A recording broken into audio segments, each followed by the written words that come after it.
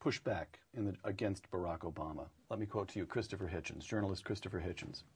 This is a longish quotation, but Christopher covers a lot of ground here. Quote, Senator Barack Obama sometimes claims credit on behalf of all Americans regardless of race, though his recent speeches appear also to claim a victory for blackness. Isn't there something pathetic and embarrassing about this emphasis on shade? And why is a man with a white mother considered to be black anyway? The more that people claim Obama's mere identity is a breakthrough, the more they demonstrate that they have failed to emancipate themselves, close quote. Christopher comes out swinging. Larger point in a moment. First, that more definite point. White mother, black father, but we all talk about him instinctively, without giving it a moment's thought, as if he's a black man. Isn't that in some way a ratification of that odious one-drop rule that goes all the way back to slavery? One drop of black blood and you're a slave rather than a free man. Right. So, right. Like so many things with race, it's not rational. The one-drop rule. If Barack Obama were walking down the street and you did not know his mother was white, you would hold him accountable as a black man. And so the down on the ground, the everyday life he's lived, he's lived with that accountability. No one would say, well, he's light-skinned, so I don't really know what his race was. People would say, there are a lot of light-skinned blacks, but they're blacks. So on the one hand, this has been my own experience, and so you are, unless you announce somehow what the background is, you're going to be held accountable to that. So he's a black man. It's right and just for him to call himself a black man.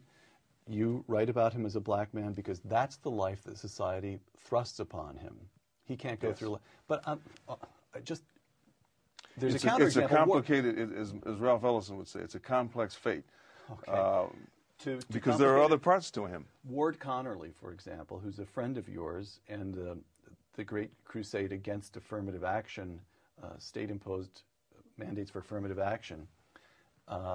I've interviewed him, and I started to ask him about his experience as an African-American, and he cut me off, as he does everyone who starts to call him a black man or an African-American, and says, no, I have part Cherokee, part this, part that. So he has decided to go through life asserting himself against the one-drop rule. I guess Good for him. Okay, well, so you see, I'm asking you how... I applaud that. Obama talks about a girl that he met in college who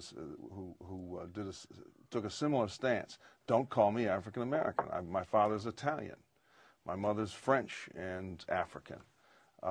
So you're going to exclude all those other things, and I'm just going to be limited to an African. So I support that, and I'm happy when Ward does that, and I make my own background known, and always have in my writing. Doesn't do much good, but the point does need to be made. The point does need to be made. All right.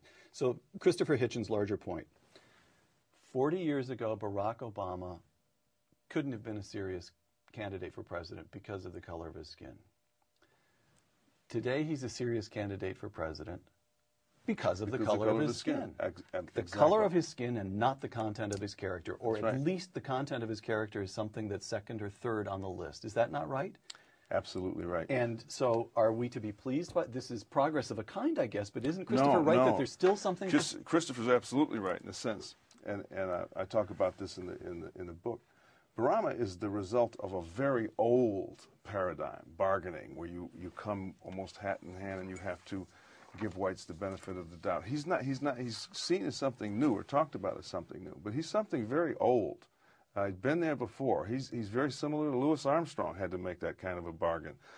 You would expect somebody at this point in our history, as much as we've been through, to be fresher than that, to be able to run as an individual without regard to whether you flatter whites or whether you flatter blacks or whether you anger them. Run as an individual on the basis of your own convictions, your own personal deep beliefs that you've evolved over a lifetime. Make a politics of that. Obama is absolutely, like all bargainers, the one rule they have is they never tell you who they really are. They never tell you what they really think, what their real convictions are. They nurture a kind of invisibility. And I can't think of a more invisible man than Barack Obama at this point. No one really knows who he is. It may be that he's not that clear about who he is himself. He has a stunning facility with language. He writes like a novelist. He speaks beautifully. But he has no voice of his own.